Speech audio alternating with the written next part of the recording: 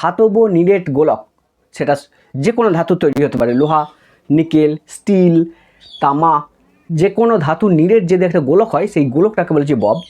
এই গোলকটাকে যদি একটা সুতোর সাহায্যে ঝুলিয়ে দেওয়া হয় তাহলে যেটা তৈরি হয় এটা হচ্ছে সরল দোলক। একটা রূপ বা ছাদ, এখানে কি করছি সুতোর সাহায্যে একটা বব ঝুলিয়ে দিলাম, এখান থেকে আমি বস্তুটাকে কি করছি না সরণ ঘটাচ্ছি, মানে সরিয়ে নিয়ে যাচ্ছি। মনে করে এক্স দূরত্ব আমি সরিয়ে নিয়ে গেলাম, যখনই এক্স দূরত্ব সরিয়ে নিয়ে গেলাম তখন আমাকে কি করতে হচ্ছে ফোর্স প্রয়োগ করতে হচ্ছে, বল প্রয়োগ করতে হচ্ছে। তাহলে যখনই আমি ছেড়ে দেবো তখন কিন্তু আমাকে আর বল প্রয়োগ করতে হচ্ছে না, ও নিজে নিজে আবার ফিরে আসবে। এই যে পূর্বের অবস্থায় ফিরিয়ে আনতে যে বল কাজ করে সেই বলটাকে হচ্ছে রেস্টোরিং ফোর্স, বাংলায় বলা হয় প্রত্যান্বয়কারী বল। এ সমান minus omega square X, simple harmonic মোশনের জেনারেল ইকুয়েশন। অবকলন সমীকরণ সরল দোলগতির কিক্স by DT square plus omega square x equal to 0। এই যে সমীকরণটা পেলাম অবকলন রূপটা, এই অবকলন রূপটাকে আমি একটুকুই করব সলিউশন করব, মানে সমাধান করব।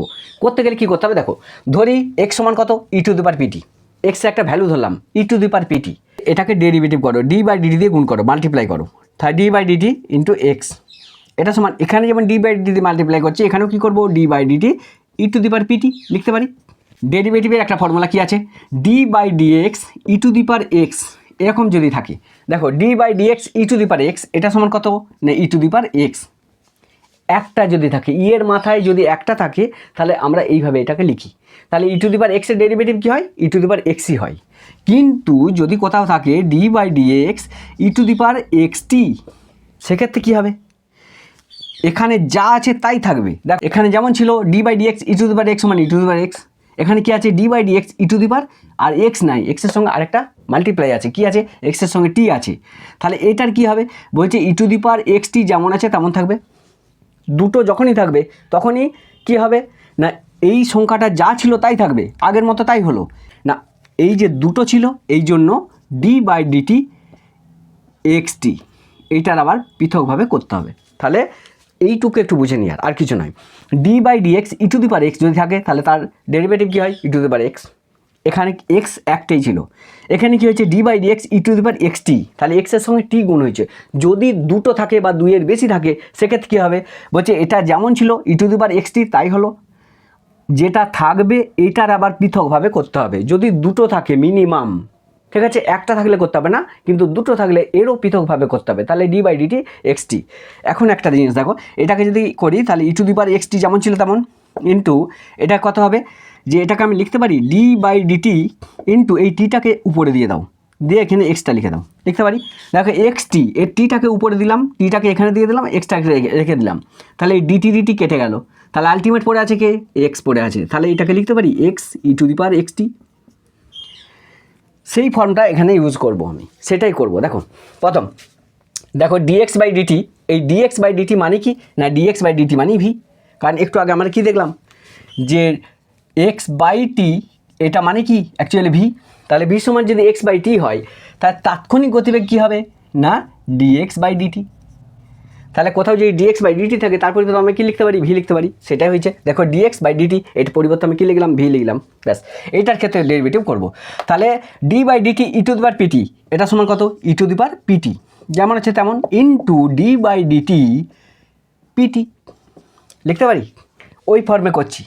তাহলে এটা কত হবে না E to the power PT into দেখো এই টিটাকে এখানে দাও, তাহলে ডি বাই ডিটি যেমন ছিল তেমন এই টিটাকে আমি যদি এখানে দিই পড়ে থাকবে কি না শুধু পি, পড়ে থাকবে না, তাই ডিটি ডিটি কী হবে কেটে যাবে, তাহলে পড়ে আছে কত পি, তাহলে E to the power PT এই PT D by DT PT এর ডেরিভেটিভ কত হবে শুধু পি, তাহলে P E to the power PT লিখতে পারি, এটা মানে ভি। আশা করি বিষয়টা ক্লিয়ার হলো। তাহলে গতিবেগটা পেলাম, ঠিক আছে। আমার কি বার করতে হবে, এখানে কি ছিল D two x by DT square মানে কি এটা ত্বরণ, ত্বরণ বার করতে হবে। ত্বরণ মানে কি না ত্বরণ মানে ডিভি বাই ডিটি করতে হবে না, অর্থাৎ এটাকে আমি লিখতে পারি ডি বাই ডিটি দিয়ে মাল্টিপ্লাই করতে পারি। দেখো ভি ছিল আমাকে বার করতে হবে কি ত্বরণ, এ বার করতে হবে, তাহলে এ সমান কত না এ সমান ডিভি বাই ডিটি, তাহলে এ সমান কত না এ সমান ডিভি বাই ডিটি, এখানের মধ্যে কে আছে অ্যাকচুয়ালি ভি আছে, কে নাই ডি বাই ডিটি নাই, ওই জন্য ডি বাই ডিটি দিয়ে মাল্টিপ্লাই করছি এখানটা, তাহলে এখানে কি আছে ডি বাই ডিটি হয়েছে into P E to the power PT লিখতে পারি। দেখো এখানটা দেখো ডি বাই ডিটি এটা মানে কি এ, তাহলে এ সমান কত এটাকে আগে পিটা দাও, তাহলে P D by DT E to the power PT. তাহলে D by DT E to the power PT এটার যে ডেরিভেটিভ করি তাহলে কী পাবো, এখান থেকে কী পাবো, আবার একটা পি পাবো আর ই টু দি পাওয়ার পিটি পাবো। তাহলে আলটিমেট কী পাবো না, পি তো একটা ছিল, এটা ডেরিভেটিভ করলে কী হবে না P E to the power PT, কারণ এটার জন্য ই টু দি পাওয়ার পিটি হলো, আবার পিটির জন্য আবার একটা পি হলো, তাহলে পি ইন্টু পি সমান কত, পি স্কোয়ার।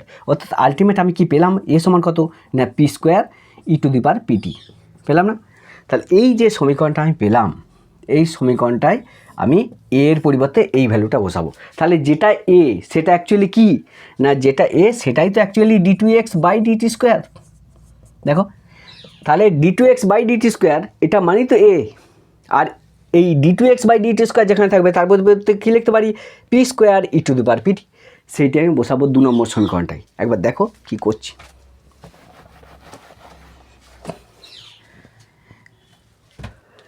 এখানটার দিকে দেখো, তাহলে সেকেন্ড লটা অবকলন সমীকরণটা কী পেয়েছিলাম, d two x by DT square plus omega square x equal to কত না 0, এটা পেয়েছিলাম। এখন দেখো d two x by DT square এর পরিবর্তে কত লিখতে পারি, দেখো যেটাই d two x by DT square মানে কি এটা এ, তাহলে এ এর পরিবর্তে কী লিখতে পারি, এটা লিখতে পারি, তাহলে এটাকে লিখতে পারি p square e to the power p t plus omega square into এক্সের পরিবর্তে কী লিখতে পারি, এক্স সমান কী ধরেছি, এক্স সমান E to the power PT, তাহলে যেখানে এক্স থাকবে তার পরিবর্তে কী লিখতে পারি, E to the power PT, E to the power PT, এটা সমান কত মানে 0। আশা করি বোঝা গেল। তাহলে এ আছে d two x by DT square, এটা মানে এ, তাহলে এর পরিবর্তে কী লিখতে পারি, p square e to the power p t, দেখো এর পরিবর্তে p square e to the power PT এটা লিখেছি, প্লাস ওমেগা স্কোয়ার যেমন ছিল তেমন এক্স, এক্সের পরিবর্তে কী লিখতে পারি, কারণ এক্স সমান কত ধরেছি, ই টু দি পাওয়ার পিটি। এখন ই টু দি পাওয়ার পিটিটা কমন নাও এখান থেকে, তাহলে E to the power PT common নিলাম, পড়ে আছে কত না P square plus omega square, এটা সমান কত 0। একটা জিনিস দেখো যে দুটো সংখ্যার গুণফল যদি 0 হয় ওরা তাহলে পিতেও 0 হতে পারে, ঠিক আছে। এখন ই টু দি পাওয়ার পিটি এটা নট ইকুয়াল 0, বলছে ই টু দি পাওয়ার পিটির মানটা 0 হবে না, কারণটা কি, বলছে ই টু দি পাওয়ার পিটির মান তো তুমি ধরেছো কত না এক্স, এটা তো 0 নয়, তাহলে ই টু দি পাওয়ার পিটির মানটা 0 হতে পারে না, তাহলে কে 0 হবে, এই পোর্শনটা 0 হবে। তাহলে এই পোর্শনটাকে 0 করলে কী পাচ্ছি দেখো, p square plus omega square equal to 0, আর পি স্কোয়ার এটা সমান কত মাইনাস ওমেগা স্কোয়ার লিখতে পারি।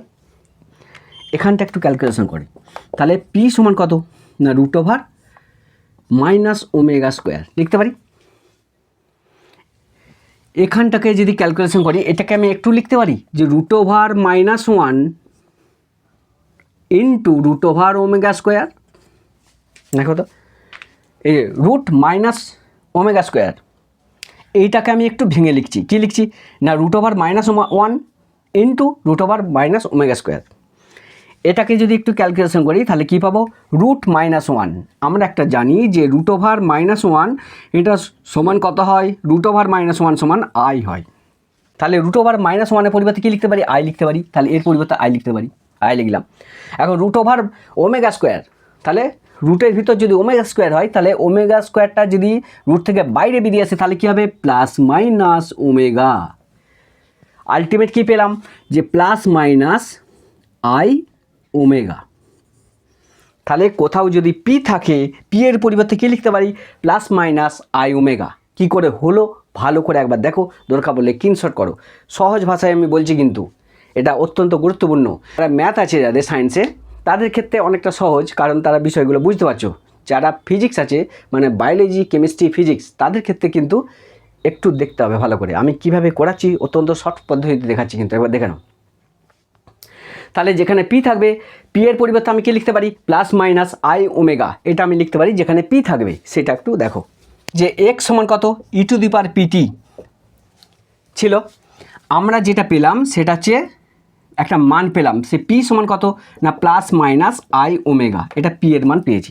তাহলে এখানে মানটা পুট করছি একটু, তাহলে এক্স সমান কত না E to the power P এর পরিবর্তে মান পুট করছি plus minus I omega t, এটাই পেলাম আলটিমেট।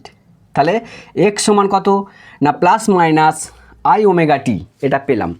এই যে সমীকরণটা, এই সমীকরণটা যদি আমি সমাধান করি তাহলে কত পাবো, বলছে এই সমীকরণটার পার্টিকুলার যদি সমাধান করি তাহলে যেটা পাবো সেটা হচ্ছে এক্স সমান কত না A dot sine omega T plus B dot cos omega T.